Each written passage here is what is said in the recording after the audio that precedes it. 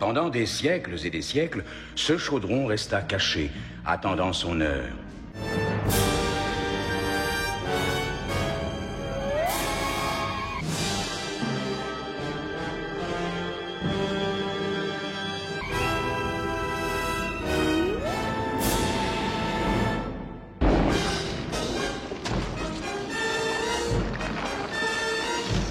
Disney va se lancer en 1980 sur un projet rare et inédit, un risque même pour la firme, aujourd'hui le mot leur est inconnu, et acheter en 1971 les droits des Chroniques de Pryden de Lloyd Chudley Alexander, 5 volumes de fantasy.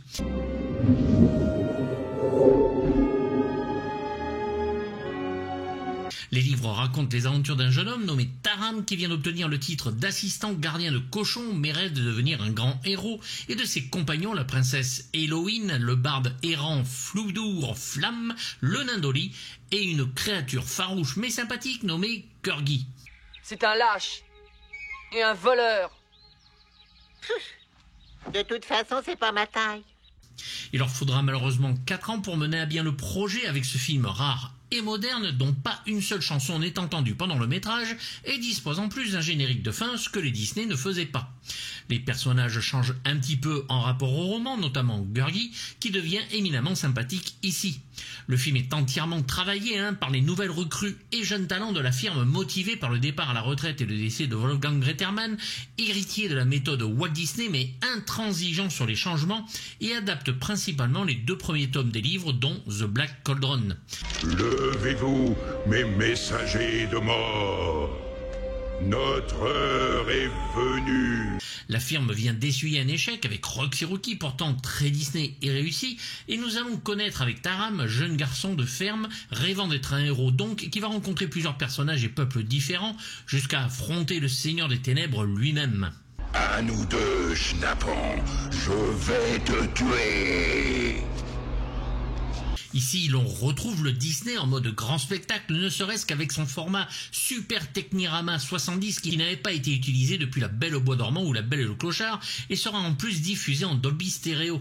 Un format cinéma impressionnant où les gestes des personnages semblent décuplés par le cadrage et où l'aventure prend un tout autre sens en plongeant le spectateur dans l'abîme. Aujourd'hui, nous touchons du doigt la victoire. La profondeur de champ, les perspectives des décors sont vraiment renforcées par ce format qui donne une densité superbe au métrage. Des décors d'ailleurs qui tranchent réellement avec le Disney classique et qui se lâchent dans un univers sombre où châteaux, donjons et monstres de toutes sortes nous embarquent avec une facilité et un bonheur conséquents.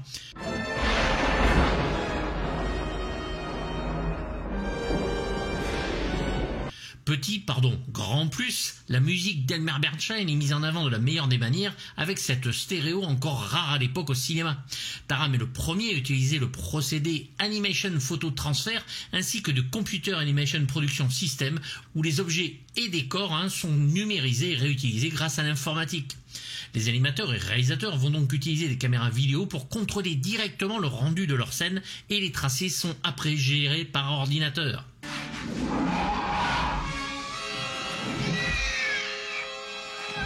Le film est même comparé au Legend de Ridley Scott, il y a en effet des passages très ressemblants, ce qui est un compliment, et Disney change donc. Il y a eu le départ de Tim Burton, malgré quelques dessins sur ce film, qui furent non retenus, il avait bossé d'ailleurs sur Roxy Rookie, mais surtout quelques années avant, celui de Don Bluth qui va créer son univers et un chef-d'œuvre absolu, Brisby, le secret de Nîmes, ainsi que plein d'autres très bons films derrière.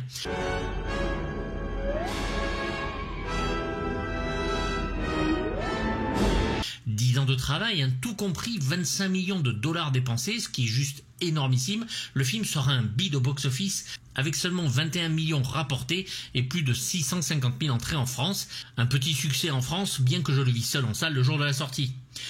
Non, si. Permettez.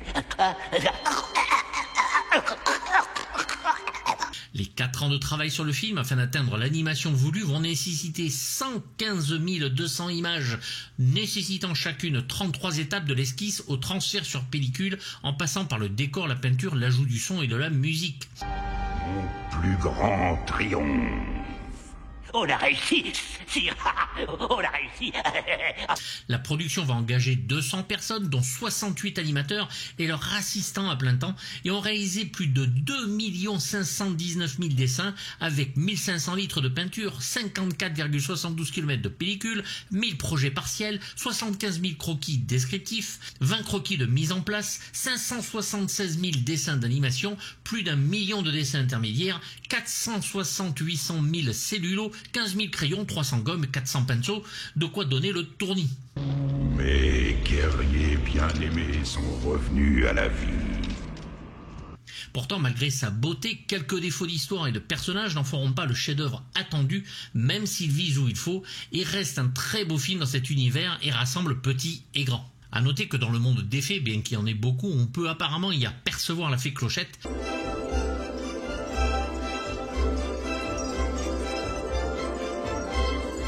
Et que, comme d'habitude, plusieurs doublages existent. La version cinéma que moi j'avais vue en 1985 et celle du Blu-ray qui a été refaite. Certains doubleurs reviennent mais enlèvent des grands noms comme Serge Sauvion qui fait le narrateur, et oui c'est la voix de Colombo, Thierry Bourdon, Barbara Tissier, Jacques Deschamps, Serge Lorca, Jean Violette, Philippe Dumas ou Roger Carrel qui lui change de personnage alors qu'il en faisait 2 en 85.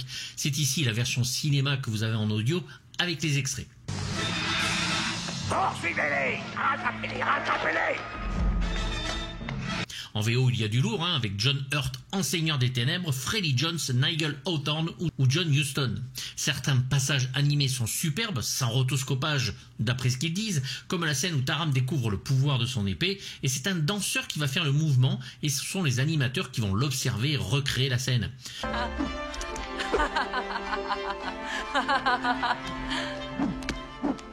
La scène de la barque à la fin, superbe aussi, sur un très beau travail réalisé sur ordinateur comme l'explosion du château.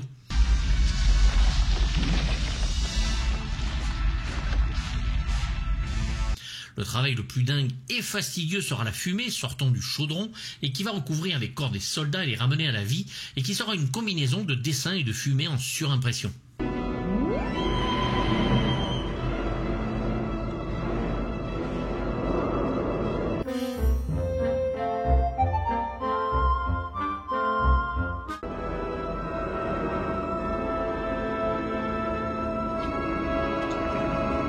Impérial et symphonique, c'est le grand Elmer Bernstein à l'honneur en ce moment sur ma chaîne après Saturne 3 et le guerrier de l'espace. Et pour le film, des séances d'avancement de l'animation lui seront présentées afin qu'il puisse disposer d'assez de temps pour composer une de ses œuvres les plus abouties.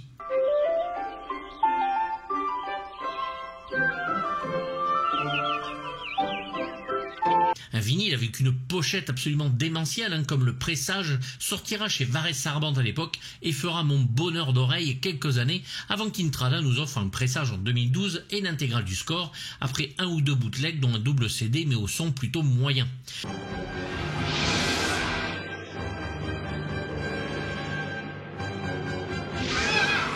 C'est clairement un des meilleurs scores et une partition que j'écoute très régulièrement, même si elle ne va pas convaincre tout le monde à l'époque.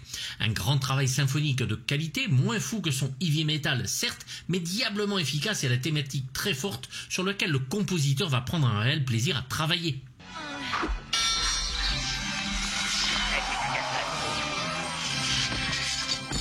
Plusieurs thèmes, celui de Taram bien sûr, des elfes enjoués, du Seigneur des Ténèbres, sombre et fabuleux, dont la musique clairement sinistre prouve les différentes ambiances du film. Encore une fois ici, les orchestrations sont absolument soignées, et bien sûr l'utilisation comme à son habitude des ondes Martenot, qu'il utilise à foison dans les années 80, est toujours jouée par Cynthia Millard. J'ai cru entendre un bruit ici. Oh, c'était toi?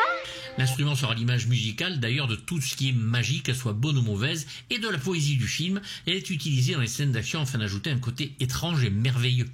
La musique va progresser comme le héros, et la musique se fait de plus en plus sombre, et contraste bien avec le passage chez les elfes, simplistes et fun aux orchestrations très légères. C'est bien, tu as réparé ça. Quand j'aurai planté cette dernière cheville... On passe donc souvent de thèmes épiques et d'aventure à fraîcheur et amusement, comme avec Gurgi et Mystère et Violence une fois dans le château du roi du mal. Une composition de pur film de fantasy dont le générique final nous en donne un très bon résumé et qui en version complète peut sembler un brin répétitif pour ceux qui veulent chipoter, mais que j'écoute moi toujours avec joie, bonheur, en pensant à ces années glorieuses de musique de film qui n'étaient pas composées à 18 personnes avec ordinateur à la clé. Un charme poétique et lyrique et une réelle musique de son époque et du genre auquel il tient est parfaitement interprété par le Utah Symphony Orchestra, dont l'approche par Elmer Bernstein reste très médiévale et puissante.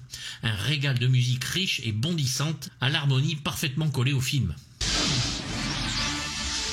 Vous êtes des créatures malfaisantes.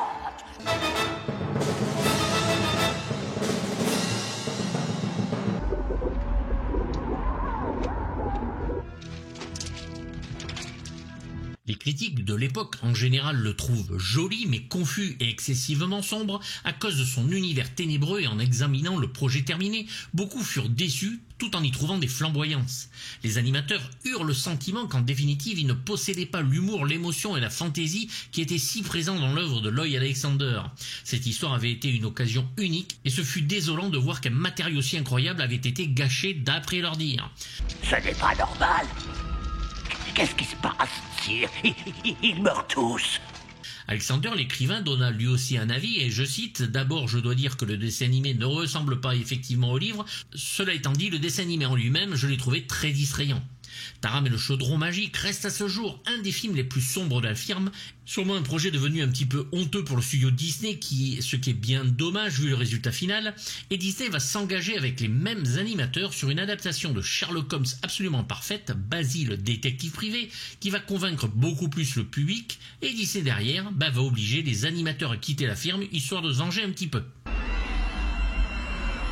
Mon pouvoir ne doit pas s'éteindre. Les studios Disney veulent vivre avec leur temps. N'oublions pas que Steven Spielberg domine le box-office avec de multiples choix de genre, et la firme veut s'adapter avec les meilleurs de leur génération pour les animateurs dans un film effrayant pour les gosses et très distrayant pour les adultes.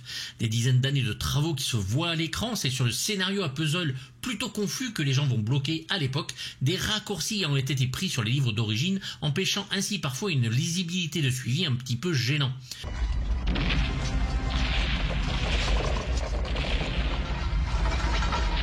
Premier film d'un studio en pleine restructuration, le risque de vouloir faire évoluer la tranche d'âge ne paiera pas, ou alors il aurait fallu sortir un film un peu plus familial la même année, en début ou en fin, et l'inverse pour celui-ci.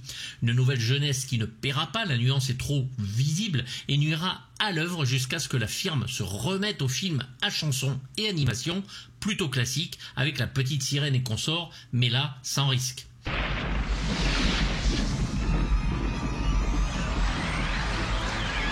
Un film pour ma part que je trouve absolument excellent mais désabusé. Les animateurs savent que les Japonais et leurs films et séries arrivent à grands pas et qui sont complètement nourris aux films de Spielberg, Lucas et où on lu Tolkien. Mais dans Taram, les personnages sont là, qu'ils agacent ou qu'ils plaisent, ils changent et sont parfaits. Leurs traits de crayon incroyables et me laissent sur le sol.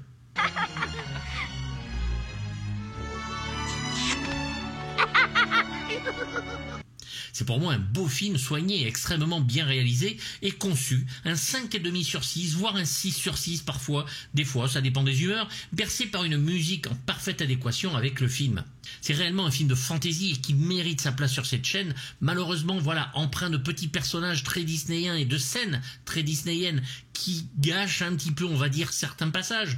Mais franchement, 79 minutes, on n'a pas le temps de s'emmerder et ça passe très bien. J'espère que vous aimez ce film aussi et qu'il vous a apporté beaucoup de choses.